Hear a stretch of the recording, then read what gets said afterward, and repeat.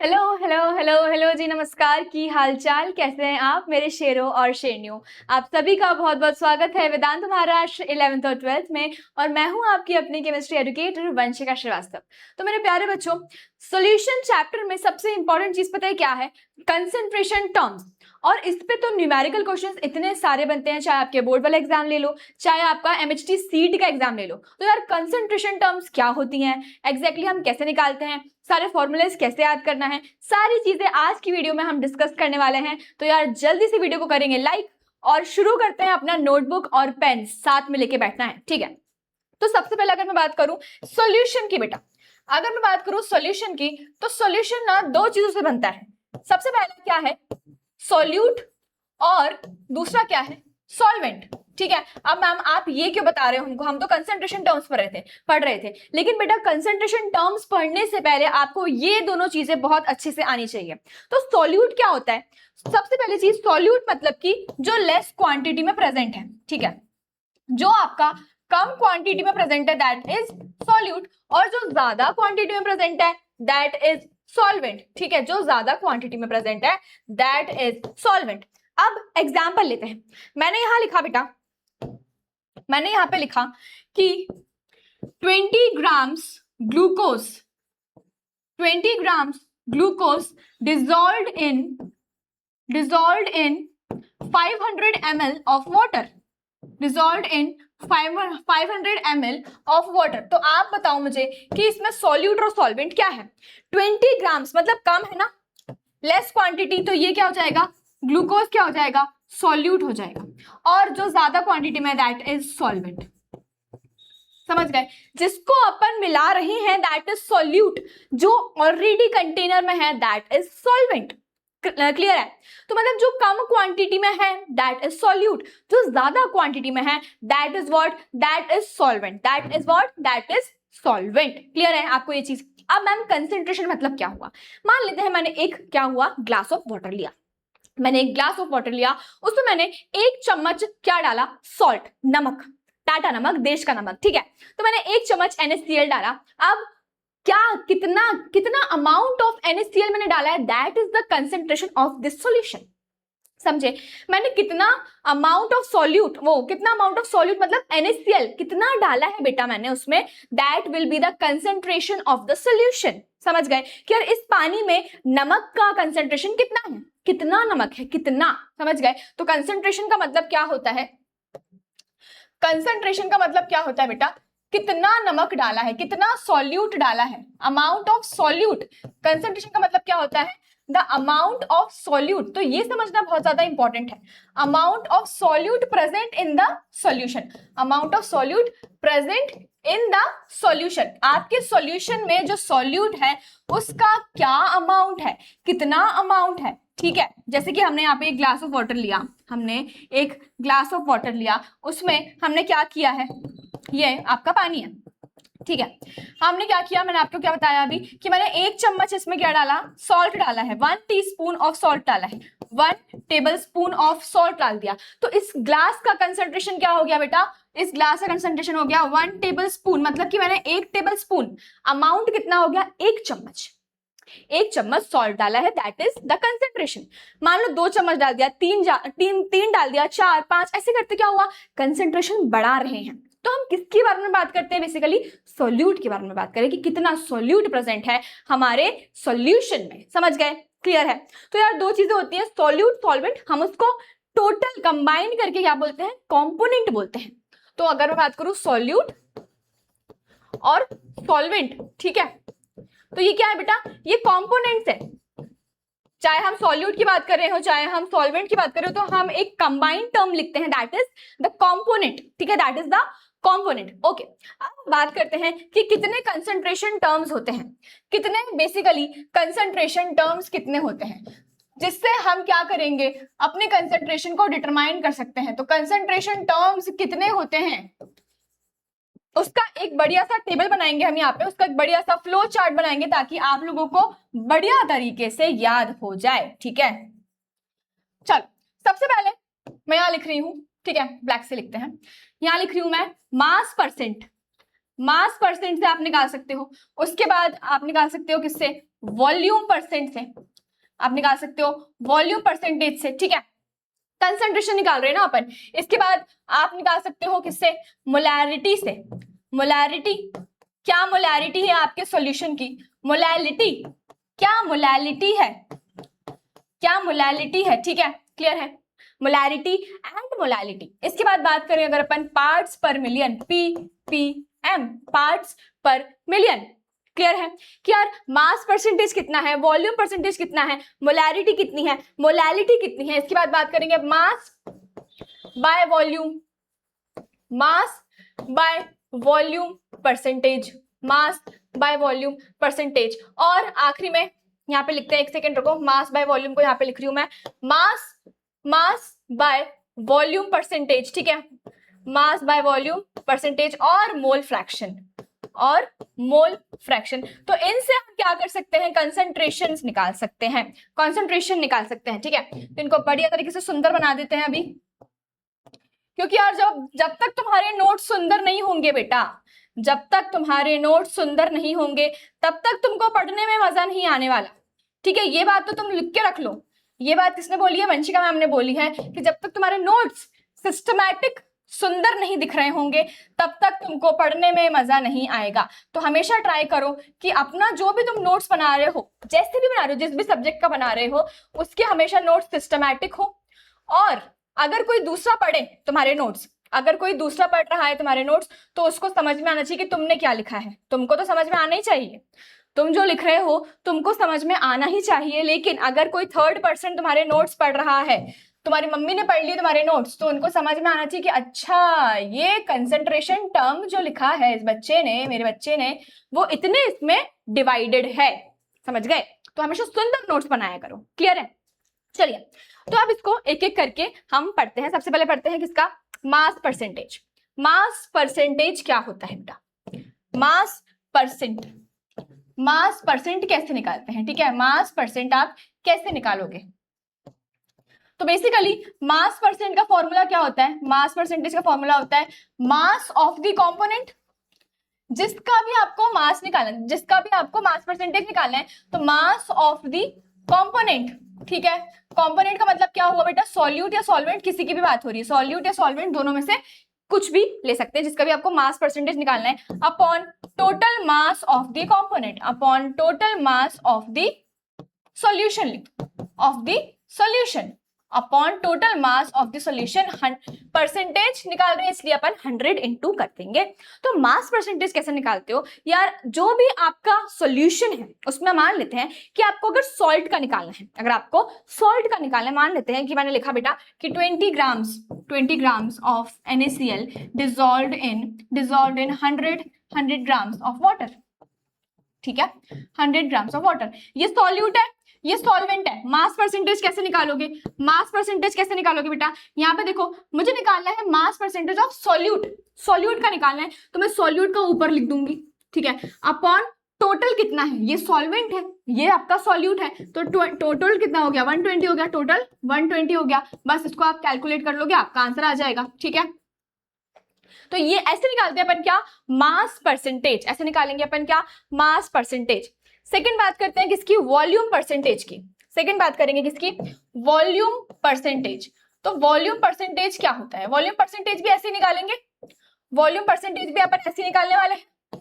कैसे निकालेंगे देखो, वॉल्यूम परसेंटेज, तो यार volume of the component, volume of the component, जो भी कंपोनेंट का क्या है, वॉल्यूम है, मतलब चाहे आपने सॉल्यूट ले लिया चाहे आपने सॉल्वेंट ले लिया, upon total volume, upon total volume of solution, upon total volume of solution into क्या कर देंगे, 100 कर देंगे, upon total volume of solution क्या कर देंगे, इनटू 100 कर देंगे। तो वॉल्यूम परसेंटेज क्या यार, अगर आपको सॉल्यूट का निकालना है, सॉल्वेंट का निकालना है, किसी का भी निकालना है, तो आप क्या करोगे, ऊपर वॉल्यूम लिखोगे कंपोनेंट का, नीचे क्या लिखोगे, टोटल वॉल्यूम लिखोगे, total volume of the solution लिखोगे और इनटू 100 कर दोगे, क्योंकि आपको वॉल्यूम परसेंटेज निकालना है। क्या निकालना है, वॉल्यूम परसेंटेज। इसी के साथ बात कर लेते हैं मास बाय वॉल्यूम की भी, इसी के साथ बात करते हैं मास बाय वॉल्यूम की भी, ठीक है। Mass by volume percentage, mass by volume percentage कैसे निकालेंगे, देखो mass by volume, mass by volume इसको पूरा लिखते हैं, ठीक है। मास बाय वॉल्यूम परसेंटेज को आप कैसे निकालोगे, तो यहाँ देखो mass of the component, mass of the component, जो भी कंपोनेंट का मास है, mass of the component upon volume of the solution, क्योंकि हमको वॉल्यूम के बेसिस पे निकालना है ना, वॉल्यूम ऑफ द सॉल्यूशन आएगा नीचे, volume of the solution into 100 कर देंगे, इनटू 100 कर देंगे। देखो एक बार, तो ऊपर क्या आएगा बेटा, ऊपर आ जाएगा मास ऑफ द कंपोनेंट, नीचे आ जाएगा वॉल्यूम ऑफ द सॉल्यूशन, ठीक है, क्लियर है।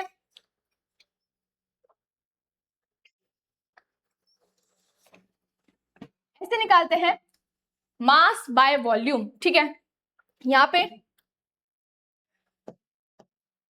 लिख रहता है ऐसे m by m, m by m, mass by mass, obviously ये क्या है, v बाय v, ठीक, इसमें क्या होगा m बाय v, ऐसा लिखा रहेगा।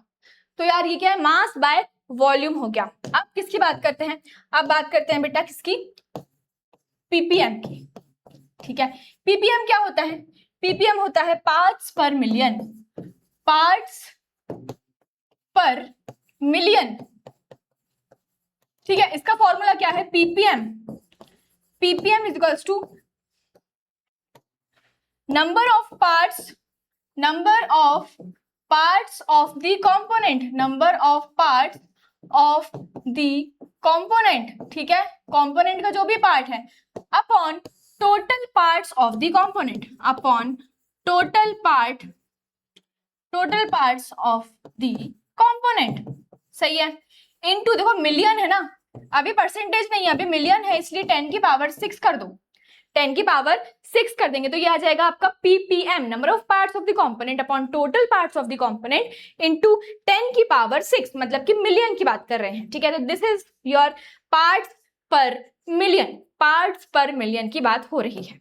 चलिए नेक्स्ट देखते हैं, नेक्स्ट क्या है, फिफ्थ वाला देखो, मोलैरिटी की बात करते हैं। मोलैरिटी कैसे निकालते हैं, तो यार मोलैरिटी का फॉर्मूला क्या होता है, यहाँ देखो, मोलैरिटी इज इक्वल्स टू, इसको ना अपन कैपिटल M से रिप्रेजेंट करते हैं बेटा, इसको अपन कैपिटल M से रिप्रेजेंट करते हैं, ठीक है। क्या होता है मोलैरिटी का formula, number of moles of solute, number of moles of solute dissolved इन, नीचे क्या आता है, नीचे क्या आता है, volume of solution in litres, क्या जाएगा, वॉल्यूम ऑफ सॉल्यूशन, जो भी है सॉल्यूशन का वॉल्यूम, लेकिन किसमें, यूनिट स्पेसिफाई कर दी है लीटर्स में, ठीक है, यूनिट स्पेसिफाई करिए क्या, लीटर्स में। अब यहाँ पे इंपॉर्टेंट चीज क्या है कि मैम नंबर ऑफ मोल्स कैसे निकालेंगे, अपन नंबर ऑफ मोल्स कैसे निकालेंगे, तो नंबर ऑफ मोल्स निकालने के लिए, नंबर ऑफ मोल्स निकालने के लिए क्या करेंगे, given mass, number of moles निकालने के लिए क्या करेंगे अपन, given mass upon molar mass, number of moles निकालने के लिए क्या करेंगे, given mass upon molar mass, ठीक है, क्लियर है।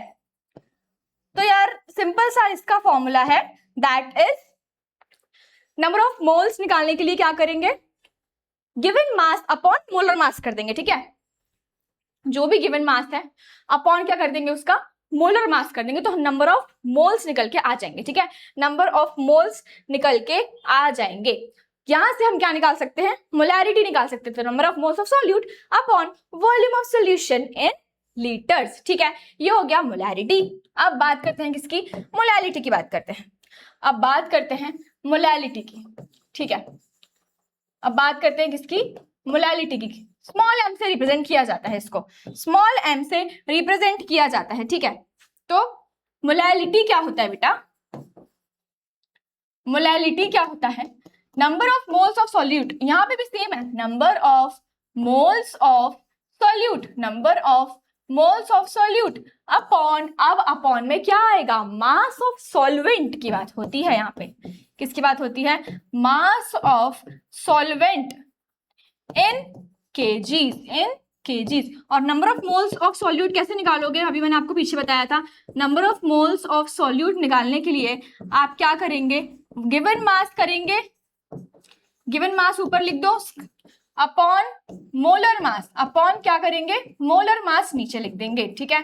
तो given mass upon molar mass आ जाएगा, given mass upon molar mass आ जाएगा। अच्छा, हमने यहाँ पे इसकी यूनिट डिस्कस नहीं करी, इसकी यूनिट क्या हो जाएगी बेटा, इसकी यूनिट हो जाएगी मोल लीटर इनवर्स। देखो मोल लीटर इनवर्स, मोल है ना और लीटर इनवर्स ये, और इसके साथ इसकी यूनिट क्या हो जाएगी, इसकी यूनिट हो जाएगी मोल केजी इनवर्स, ठीक है, मोल पर केजी, मोल केजी इनवर्स इसकी यूनिट हो जाएगी। अब क्या बचा है हमारा, लास्ट बचा है that is mole fraction, that is mole fraction, ठीक है। लास्ट क्या बचा है आपका, मोल फ्रैक्शन। मोल फ्रैक्शन कैसे निकालते हैं, तो मोल फ्रैक्शन क्या होता है बेटा, मोल फ्रैक्शन को हम काय से रिप्रेजेंट करते हैं, ठीक है। मोल फ्रैक्शन जो होता है उसको हम किससे रिप्रेजेंट करते हैं, काय से रिप्रेजेंट करते हैं। क्या होता है, number of moles of component, number of moles of component मतलब सॉल्यूट और सॉल्वेंट दोनों की बात कर सकते हैं यहाँ पे, upon total number of moles in the solution. देखिए total number of moles of the solution, तो total number of moles, total number of moles of the solution, of solution, clear है। तो ये क्या हो जाएगा, ये हो जाएगा मोल फ्रैक्शन। अब यहां देखो मैंने बोला कि बेटा सॉल्यूट को मैंने ले लिया ए, कुछ भी ले सकते हैं, ठीक है, सॉल्यूट को ले लिया ए, बस ऐसे रिप्रेजेंट करने के लिए लिया है, सॉल्वेंट को ले लिया मैंने बी। अगर मुझे निकालना है मोल फ्रैक्शन ऑफ सॉल्यूट, देखो अगर मुझे निकालना है मोल फ्रैक्शन किसका, सॉल्यूट का, तो मैं यहाँ क्या लिखूंगी, ऊपर number of moles of solute लिखूंगी मैं। अगर मुझे सॉल्यूट का निकालना है तो मैं ऊपर भी क्या लिखूंगी, number of moles of solute ही लिखने वाली हूँ, ठीक है। नीचे क्या लिखेंगे, number of moles of solute plus number of moles of solvent, clear है। अगर मुझे सेम ऐसी किसका निकालना है, सॉल्वेंट का निकालना है, number of moles of solvent निकालना है, तो मैं क्या करूंगी, ऊपर लिख दूंगी मैं सॉल्वेंट का, अपॉन नीचे लिख दूंगी मैं दोनों का प्लस करके, तो ये क्या हो जाएगा, मोल फ्रैक्शन हो जाएगा। तो मोल फ्रैक्शन ऑफ सॉल्यूट ये हो गया, मोल फ्रैक्शन ऑफ सॉल्वेंट ये हो गया, ठीक है। एक और इंटरेस्टिंग चीज है यहाँ पे कि यार अगर मैं सॉल्यूट और सॉल्वेंट का मोल फ्रैक्शन को प्लस करती हूँ तो वो 1 के बराबर आता है, ठीक है, ये 1 के बराबर आता है, क्लियर है। तो ये हो गया मोल फ्रैक्शन, ये हो गया मोल फ्रैक्शन, क्लियर है क्या, बताओ जल्दी से, ठीक है। तो हमने 7 कंसंट्रेशन टर्म्स यहाँ पे, 7 कंसंट्रेशन टर्म्स यहाँ पे डिस्कस करें। फर्स्ट था mass percentage, mass of the component upon total mass of the component. तो कंपोनेंट कुछ भी हो सकता है, आपका कंपोनेंट सॉल्यूट भी हो सकता है और सॉल्वेंट भी हो सकता है, ठीक है, सॉल्यूट और सॉल्वेंट दोनों हो सकते हैं। उसके बाद बात करी थी वॉल्यूम, तो volume of the component upon total volume of the solution कितना होगा वो अपन कर सकते हैं। मास बाय वॉल्यूम, ऊपर मास ऑफ द कंपोनेंट, नीचे आ जाएगा volume of the solution. Ppm क्या होता है, पार्ट्स पर million, number of parts of the component upon total parts of the component into 10 की पावर 6 आ जाएगा। Number of moles of the solute, molarity क्या है, number of moles of the solute upon volume of solution in litres, ठीक है। Number of moles कैसे निकालते हैं, given mass upon molar मास, और यहाँ देखो यूनिट क्या है, मोल लीटर इनवर्स। साथ ही अगर मैं बात करूं मोलैलिटी की, तो number of moles of solute upon mass of solvent in KGs, number of moles कैसे निकालते हैं, given mass upon molar mass, ठीक है। फिर मोल फ्रैक्शन की बात करते हैं, तो number of moles of the component upon total number of moles of the solution. यहां देखो अगर मुझे सॉल्यूट के मोल्स निकालना है, मतलब मोल फ्रैक्शन निकालना है, तो number of moles of solute upon total moles, number of moles of solvent upon total moles, समझ गए। तो ये हमने निकाल लिया क्या, मोल फ्रैक्शन ऑफ सॉल्यूट निकाल लिया। ये हमने क्या निकाला, मोल फ्रैक्शन ऑफ सॉल्यूट निकाल लिया। अभी आपको इसमें कोई भी दिक्कत, कोई भी डाउट, समस्या है क्या, नहीं ना, हमने सारी चीजें, हमने सारे कंसंट्रेशन टर्म्स बढ़िया तरीके से डिस्कस कर लिए हैं, क्लियर है, ठीक है। तो यार ये था आपका concentration terms of solution chapter. I hope आपको ये वीडियो अच्छा लगा होगा, क्योंकि ये स्पेसिफिक वीडियो है बेटा कंसंट्रेशन टर्म्स के लिए, जो कि आपके लिए बहुत ज्यादा हेल्पफुल होगा। इसी के साथ मैं आपको बता दूं कि एक AIU कोर्स जो चल रहा है अभी वेदांतु के एप्लीकेशन में, अगर आपने अभी तक उसमें एनरोल नहीं किया है तो जल्दी से जाओ और एनरोल कर लो, एकदम जीरो फीस है बेटा एनरोल करने के लिए।